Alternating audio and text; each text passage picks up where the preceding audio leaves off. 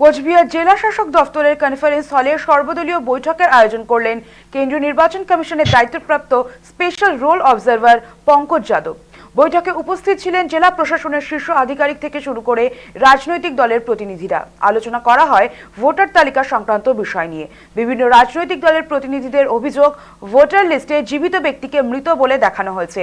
বৈঠক শেষে special roll observer Pankaj Yadav জানান, ভোটার তালিকা সঠিকভাবে প্রস্তুত করার বিষয়ে প্রশাসনকে নির্দেশ দেওয়া হয়েছে। তিনি বলেন, খসড়া ভোটার তালিকা ইতিমধ্যে সমস্ত রাজনৈতিক দলকে দেওয়া হয়েছে।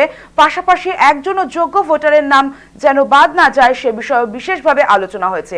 সবশেষে তিনি বলেন, কোচবিহার জেলায় মোট 50টি জায়গায় অনুষ্ঠিত হবে ভোটার তালিকা সংক্রান্ত শুনানি।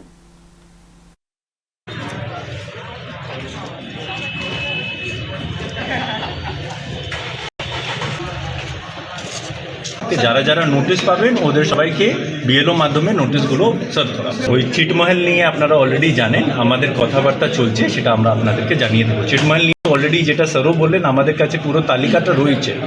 তো ওদের তো আমাদের কাছে অলরেডি তালিকা আছে, আমরা সেটা দেখে ওনাদের কেসগুলো ডিসপোজ করি। যে কোনো ব্যক্তি তার যদি সন্দেহ হয় তিনিও কিন্তু সেটা AEROকে অভিযোগ জানান। আপনারা এই তালিকা মোটামুটি কতদিন নাগাদ তুলে দেবেন? দেখেন, এই তালিকা আমরা 15ই জানুয়ারি পর্যন্ত এটা চলবে। সাবজেকশনের ডেট 15ই জানুয়ারি পর্যন্ত রয়েছে। এর মধ্যে যখন যেটা তৈরি হবে সেই অনুযায়ী আমরা দিতে থাকবো। আইপ্যাক, বিএলও এবং কিছু সরকারি অফিসার তারা যোগ সাজস করে এই সমস্ত কাণ্ড কারখানা করেছে, এইটাই আমাদের সন্দেহের জায়গা।